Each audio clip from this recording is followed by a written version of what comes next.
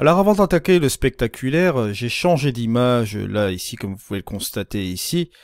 Ce que je vais faire c'est un peu la post-traiter assez rapidement. Là il s'agit bien évidemment comme vous pouvez le constater avec l'extension d'un fichier RAW donc Fujifilm X-Trans. Au niveau des corrections d'optique ça s'applique automatiquement dans le boîtier. Donc vous pouvez vous abstenir d'appuyer sur les optiques, d'accord? S'il s'agissait bien évidemment d'un autre boîtier, où vous n'avez pas l'application d'optique directement dans votre boîtier, bien sûr, vous appliquez, comme à l'habitude, votre correction d'objectif, etc.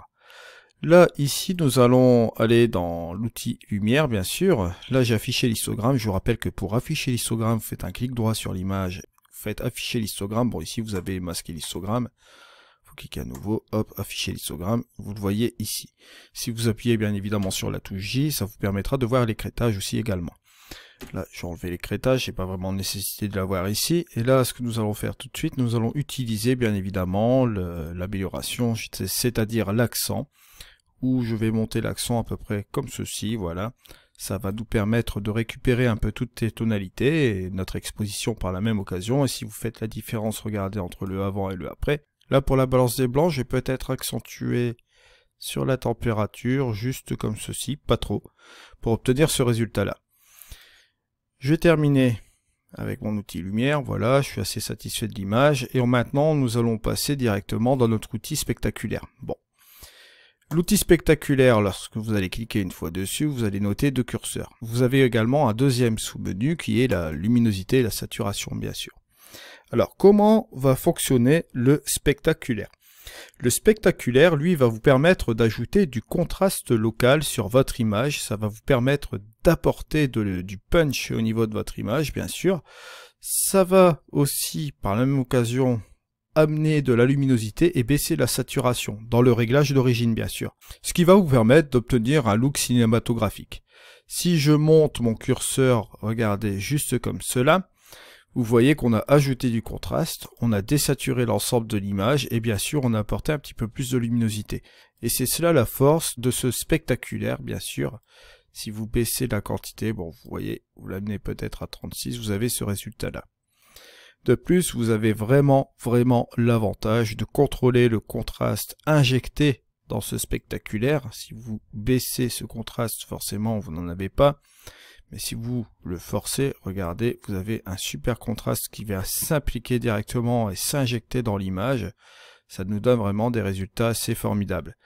Là, bien sûr, vous avez la possibilité de baisser la luminosité ou de l'augmenter. C'est au choix, d'accord, en fonction du look que vous voulez donner à votre image.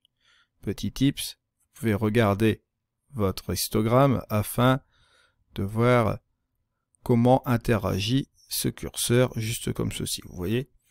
Là vous récupérez tout l'ensemble des tonalités, c'est fortement intéressant. Au niveau de la saturation, si vous voulez apporter un petit peu plus de saturation au niveau de ce curseur, en plus du contraste, vous pouvez le faire aussi également. Mais le but étant de désaturer bien évidemment et d'obtenir ce résultat-là. Bien sûr, donc si vous baissez la quantité, vous avez votre image d'origine, et si vous montez cette quantité, forcément, plus vous allez aller vers la droite, et plus ces trois curseurs vont être accentués et injectés dans votre image, bien sûr. Vous voyez, c'est très simple. Et bien évidemment, on en reviendra un petit peu plus tard, je vous avais promis d'en parler aussi, on va parler des ajustements locaux, vous pouvez bien évidemment utiliser tout ce qui est masque peinture, bien entendu je veux parler du pinceau, vous pouvez utiliser un masque radial et un masque dégradé aussi également. La possibilité d'utiliser la gomme. Vous pouvez aussi bien sûr inverser votre masque, l'effacer, le remplir, copier, afficher le masque. Toutes les possibilités avec un ajustement local. Donc là, ici, j'ai enlevé cette chose-là. Donc vous voyez que là, avec le spectaculaire, il est possible d'avoir un résultat vraiment, un look vraiment particulier sur votre image en un curseur en fait. Il suffit simplement d'ajuster, si vous le souhaitez, bon là on va le remettre à 0 pour obtenir le résultat d'origine. Rien qu'avec le réglage d'origine, vous voyez, vous obtenez des résultats assez satisfaisants comme vous voyez là, rien qu'en montant le curseur de quantité bien sûr. Et là vous obtenez ce résultat qui fait un peu cinématographique comme je vous l'avais précisé juste auparavant. Ça va très bien marcher aussi sur les portraits, mais là bien évidemment on l'utilise dans un domaine de paysage et vous voyez, vous avez la possibilité d'injecter encore du contraste, jouer avec votre luminosité et jouer aussi également avec votre désaturation comme vous voyez ici. Et vous pouvez bien évidemment utiliser cela, on va dire, avec des fins plus ou moins différentes. Vous voyez, si vous appliquez un réglage plus ou moins différent par rapport à celui d'origine, si vous jouez avec ce curseur de quantité, bien évidemment, vous pouvez appliquer des looks encore différents grâce à cela, grâce à cet outil. Très très créatif, très prometteur, bien évidemment. Ce que je vais faire, c'est le remettre un petit peu à l'origine, juste comme ceci, monter le contraste local.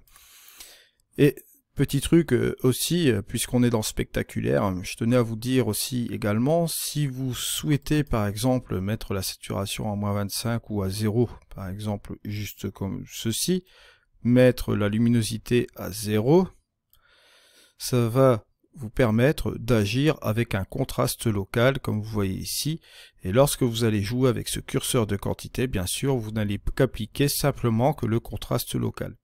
Pourquoi je vous dis cela? Puisque, bon, ici, dans ce spectaculaire, vous avez ce contraste local, mais vous allez retrouver des contrastes, bien sûr, avec les super contrastes.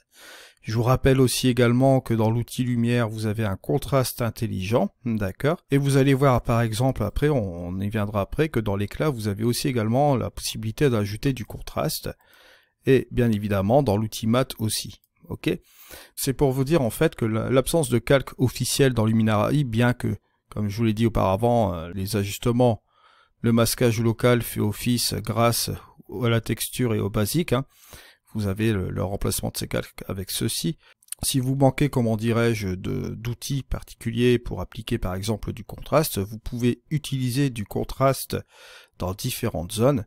Je pense notamment dans le basique qui est ici. Vous allez retrouver également une source de contraste. Si vous voulez appliquer beaucoup de contraste, vous pouvez appliquer par exemple une dizaine de masquages local avec du contraste, différents types de contraste, il n'y a aucun souci là-dessus. Donc vous voyez que bon, l'absence de calque peut être comblée avec ça, et vous pouvez même jouer avec des ajustements locaux. Ça c'était la petite parenthèse. Maintenant nous allons donc passer à une autre chose. Je vais garder ce spectaculaire, je vais le remettre en rosette ici, je vais en appliquer juste un petit peu, peut-être à 31, voilà, 41, quelque chose comme ça. Et nous allons passer avec l'outil ambiance, juste comme ceci, ou la sélection de lutte. Comme vous pouvez le voir ici, c'est vraiment très facile d'utilisation. Vous avez simplement 3 curseurs et vous avez une sélection, bien évidemment, comme vous voyez ici, de lutte, donc look table. Ça va vous permettre d'avoir une colorimétrie différente sur votre image. Ça va changer l'aspect de votre image au niveau couleur. Ça va vous donner un look particulier, bien sûr. Et ce look particulier, vous allez pouvoir l'aménager à votre guise grâce à 2 autres curseurs qui sont ici, avec le contraste et la saturation. Et avec le curseur de quantité, ça va vous permettre d'injecter la quantité de cette lutte dans votre image. Ok? Si je rajoute une lutte, par exemple celle-ci, qui me paraît vraiment très bien, vous faites la différence, regardez, avant, après, ça rajoute un petit peu de, comment dirais-je, de couleur au niveau de vos roches ici. Si vous faites la différence entre le avant et le après, on a quelque chose de plus vif. Si on en monte bien évidemment la quantité, on obtient quelque chose de plus grossier au niveau de l'image. Bon, bien sûr, c'est à vous de doser cette quantité. Je trouve qu'à 30, elle est parfaite. Au niveau du contraste, vous pouvez accentuer le contraste de cette lutte. Ça vous permet de rajouter du contraste sur cette lutte et vous pouvez bien évidemment jouer avec sa saturation. D'accord. Donc ça vous permet d'injecter du contraste supplémentaire sur cette lutte ainsi que de la saturation ou de la désaturation, où on peut bien évidemment décontraster aussi l'ensemble. Ça, ce n'est pas non plus un problème. Donc vous voyez, on peut monter ou descendre juste comme ceci. On injecte juste un peu et vous faites un peu la différence. Regardez avant-après pour regarder si la quantité n'est pas exagérée. Là par exemple, ça vous permet d'avoir un résultat qui est plus ou moins plaisant à l'œil, ce qui est vraiment pas mal. D'accord? Donc là, on va quand même réduire un peu. On va juste injecter à 13. Ce sera pas trop mal. Donc vous voyez, c'est très simple à utiliser. Bon, bien évidemment, on en revient ici. Vous avez toujours les ajustements locaux qui sont disponibles là. On réservera bien évidemment un chapitre complet sur les ajustements locaux. On va passer sans plus attendre au mat, puisque le virage, nous l'avions traité dans le bonus édition.